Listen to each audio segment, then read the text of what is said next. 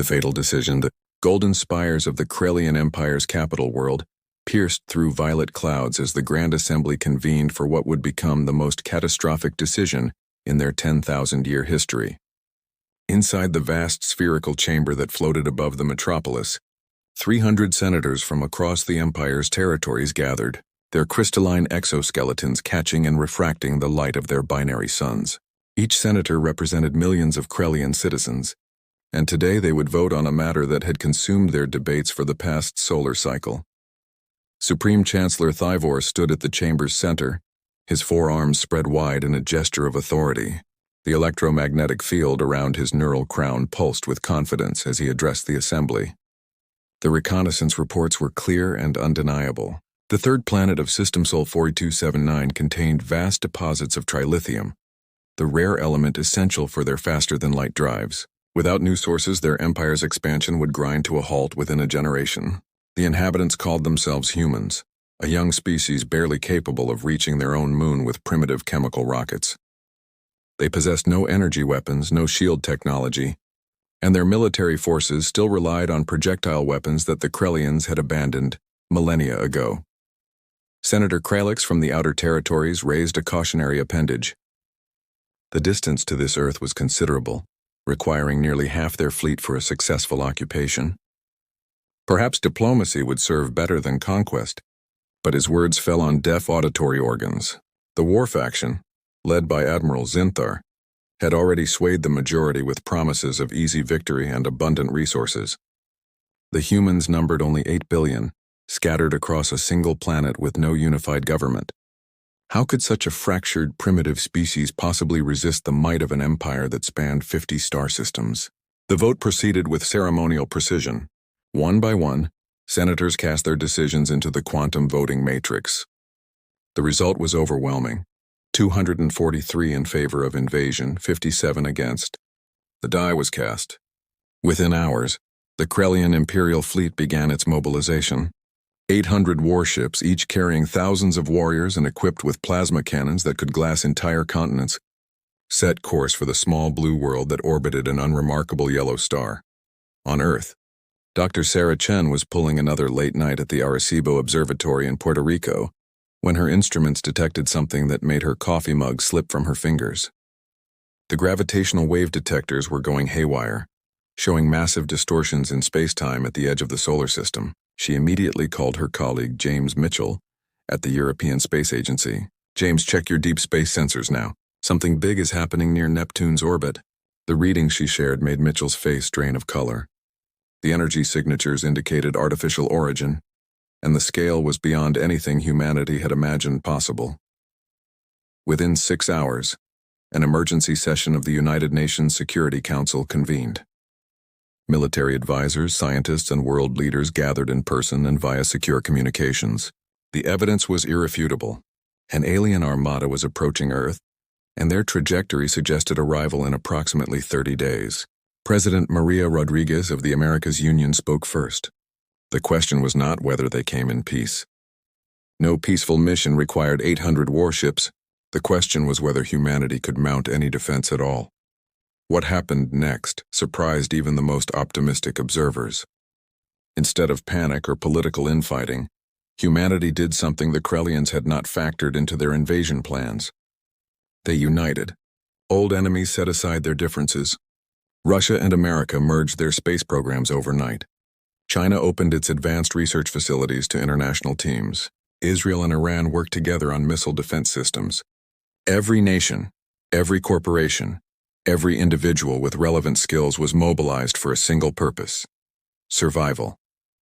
The Krelians, monitoring Earth's communications from their approaching fleet, found the human response puzzling.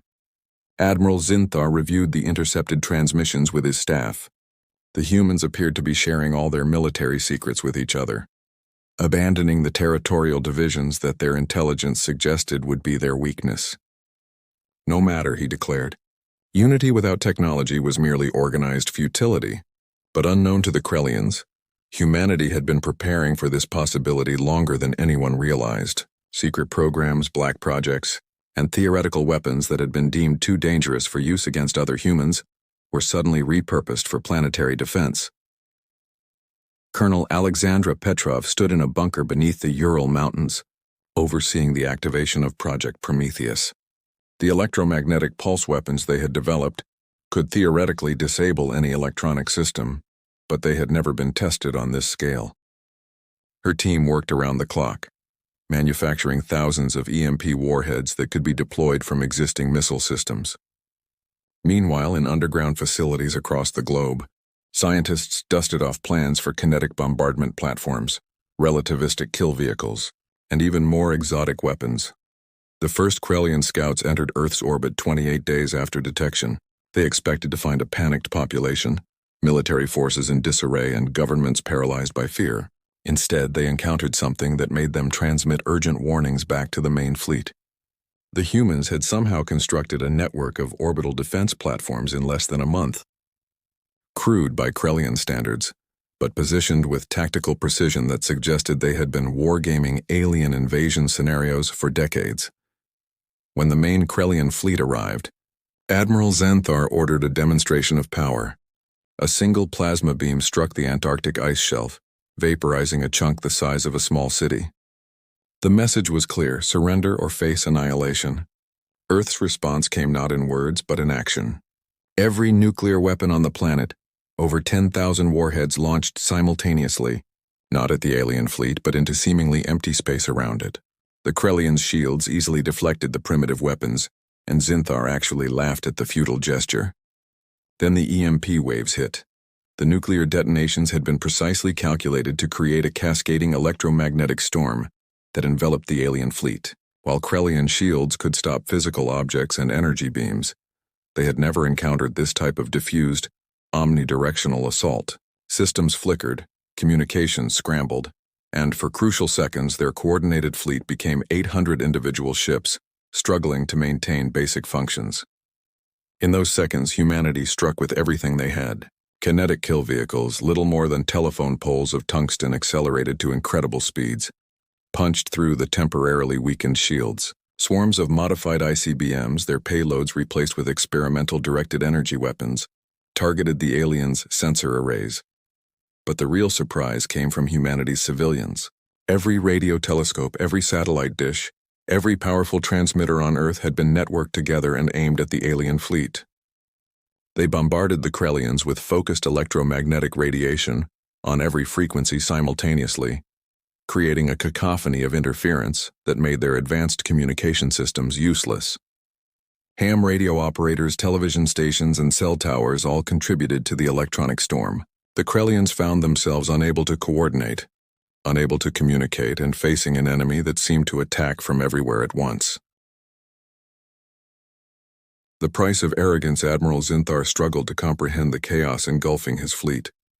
The primitive humans had somehow transformed their entire planet into a weapon. His tactical displays showed Krelian dropships being shot down by modified commercial aircraft, their pilots performing suicidal ramming attacks when their weapons proved ineffective. Ground forces that managed to land found themselves facing not just military units but entire populations, armed with improvised weapons and an intimate knowledge of their local terrain. Every human seemed willing to die to protect their world, a level of sacrifice the Krelians had not encountered in centuries of conquest. In the ruins of New York City, where a Krelian strike force had established a beachhead, Marine Sergeant Carlos Rodriguez led a group of civilians in guerrilla warfare that would have made ancient warriors proud. They used the city's underground tunnels, service corridors, and abandoned subway systems to move unseen.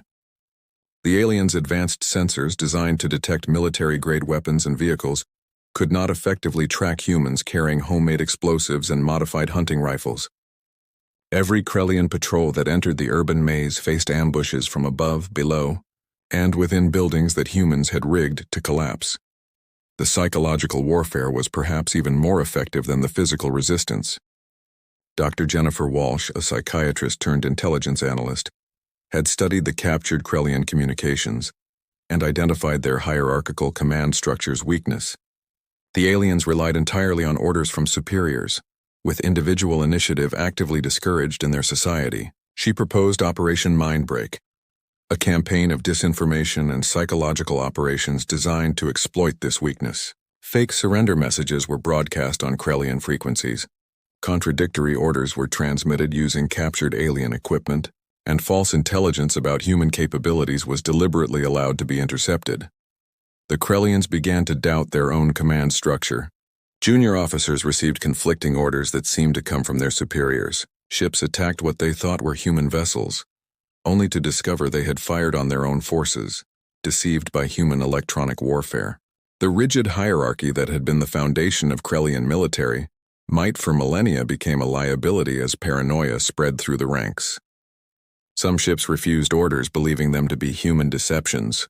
Others followed false commands that led them into carefully prepared traps. Meanwhile, in hidden bunkers around the world, human scientists made a breakthrough that would change everything. By analyzing the wreckage of destroyed Krellian vessels, they discovered that the aliens' shield technology had a fatal flaw. It operated on a specific frequency modulation that, once identified, could be disrupted with targeted gravitational waves. Professor Yuki Tanaka in Tokyo led the effort to weaponize this discovery. Within days, using repurposed LIGO gravitational wave detectors and every particle accelerator on Earth, humanity created gravitational pulse weapons that could punch through Krellian shields as if they were tissue paper. The turning point came during what the Krellians called the Battle of Luna. Admiral Zinthar, desperate to regain the initiative, ordered an assault on Earth's moon bases, hoping to establish a staging ground for a renewed planetary invasion. But humanity had turned the moon into a fortress. Mass drivers, originally built for launching cargo, hurled multi-ton projectiles at significant fractions of light speed. Nuclear mines hidden in craters detonated in coordinated patterns, creating walls of radiation and debris. Most critically, the gravitational pulse weapons had been secretly installed in the lunar colonies. The Krellian assault force of 200 ships approached the moon with confidence, their shields at maximum power. Then the gravitational weapons fired. Shields collapsed like soap bubbles, leaving the alien vessels naked against the barrage of human weapons. In less than an hour, the entire assault force was destroyed or disabled. The images of mighty Krellian battleships tumbling helplessly through space, their hulls breached and atmosphere venting, were broadcast to the remaining alien fleet. For the first time in their species' history, the Krellians felt fear. Back on Earth, something unprecedented was happening. Captured Krellian soldiers were not being executed or tortured, as their culture would have demanded. Instead, they were being treated according to the Geneva Convention, receiving medical care and food. This mercy confused them more than any weapon. Some began to talk, not because of interrogation, but out of genuine curiosity about a species that could be so fierce in battle yet compassionate to defeated enemies. These conversations revealed crucial intelligence about Krellian society, including the location of their home systems and the political divisions within their empire. The information sparked another audacious human plan. Using captured Krellian communication equipment, Earth broadcast a message directly to the Krellian Empire's civilian population. The message, translated into perfect Krellian by cooperative prisoners, told the truth about the invasion. It revealed that Earth had offered peace, that humans had no desire for war with the Krellian Empire, and that their leaders had chosen conquest over diplomacy. The message included footage of treated Krellian prisoners, who confirmed they were being well treated, and that humans sought only to defend their home. The broadcast caused chaos in the Krellian Empire. Citizens who had been told the invasion was a peacekeeping mission to civilize savage humans learned that their forces were being defeated by a species that showed more honor than their own military. Protests erupted on Krellian worlds, demanding the return of their soldiers and an end to the war. The Senate that had voted for invasion found themselves facing something their society had never experienced: civil unrest. Admiral Zinthar, his fleet reduced to less than 300 functional vessels, faced an impossible decision. He could continue the assault and likely lose everything, or he could retreat and face execution for failure. But his decision was made for him when a faction of his own officers, led by Captain Velkor, staged a mutiny. They had been monitoring the broadcasts from home, seen the protests, and realized that their empire had been wrong. The humans were not primitives to be conquered, but a species that had earned the right to stand among the stars through courage and ingenuity. The final battle never came. Instead, Captain Velkor, now speaking for the remnants of the invasion fleet, requested terms for withdrawal. The humans, despite having every reason to demand unconditional surrender or worse, offered something that stunned the galaxy. They proposed a peace treaty that included technology exchange, mutual defense agreements, and even assistance in returning the Krellian fleet to their home space. The only condition was that the Krellian Empire formally recognize Earth's sovereignty and agree to diplomatic relations. The negotiations took place on the International Space Station, expanded hastily to accommodate the alien diplomats. Sarah Chen, the astronomer who had first detected the invasion fleet, found herself serving as a scientific advisor to the human delegation. Sitting across from Captain Velcor, she realized that this moment would define both species' futures. The treaty they signed became known as the Sol Accords, establishing Earth not as a conquered vassal, but as an equal partner in galactic affairs. The aftermath of the failed invasion transformed both civilizations. The Krellian Empire underwent massive reforms, their rigid hierarchy giving way to a more flexible system that valued individual initiative. Many Krellian veterans of the Earth invasion became advocates for peace, sharing stories of human courage and compassion that changed their society's perception of warfare. Some even chose to remain on Earth as ambassadors, learning from the species that had defeated them not through superior technology, but through unity, adaptability, and an indomitable will to survive. Earth emerged from the crisis transformed as well. The unity forged in the face of extinction did not completely disappear with the threat. While old rivalries and conflicts eventually resurfaced, they were tempered by the knowledge of what humanity could achieve when united. The technologies developed during the desperate defense were repurposed for peaceful exploration and development. Within a decade, human ships were traveling to other star systems, not as conquerors but as explorers and traders. The story of Earth's defense became legend throughout the galaxy. Other species who had long feared Krellian expansion looked to humanity as proof that determination could overcome seemingly insurmountable odds. Earth became a symbol of hope for smaller civilizations, and human military advisors were sought after for their unconventional tactics and psychological insights. The term "pulling an Earth" entered galactic vernacular, meaning to achieve victory against overwhelming odds through unity and innovation. Admiral Zinthar, stripped of his rank but spared execution due to the intervention of human diplomats, spent his remaining years writing memoirs that became required reading in military academies across known space. His final words, inscribed on a monument that stands in both the Krellian capital and at the United Nations headquarters, read, "We came to conquer primitives and found instead teachers who showed us that true strength lies not in the power to destroy, but in the courage to defend what you love and the wisdom to make peace with your enemies." The Krellian kingdom's folly had indeed been destroyed, but from its ashes rose something far greater, a partnership between species that would shape the galaxy for millennia to come. The vote to invade Earth had been meant to secure the Krellian Empire's future. Instead, it secured a future for all species, one where might did not make right, where the smallest voice could stand against empire, and where humanity's greatest victory was not in defeating their enemies but in transforming them into allies.